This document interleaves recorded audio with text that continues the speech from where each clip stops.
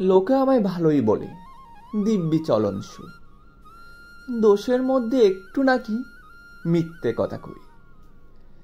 ঘাটশিলাতে যাবার পথে ট্রেন ছুটেছে যখন, মায়ের কাছে বাবার কাছে করছি বকম বকম।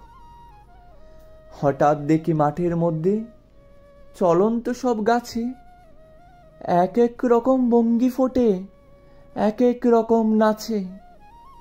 ওমা দেখো নৃত্যনাট্য। যেই বলেছি আমি, মা বকে দেই, বড্ড তোমার বেড়েছে ফাজলামি। চিড়িয়াখানার নাম জানো তো? আমার সেজ মেশর। আদর করে দেখিয়েছিলেন পশুরাজের কেশর। কদিন পরে চুন ঘষানো দেয়াল জুড়ে কি ঠিক অবিকল সেই রকমই মূর্তি যেন দেখি। ক্লাসের মধ্যে যেই বলেছি সুরঞ্জনার কাছে, জানিস আমার ঘরের মধ্যে সিংহ বাঁধা আছে।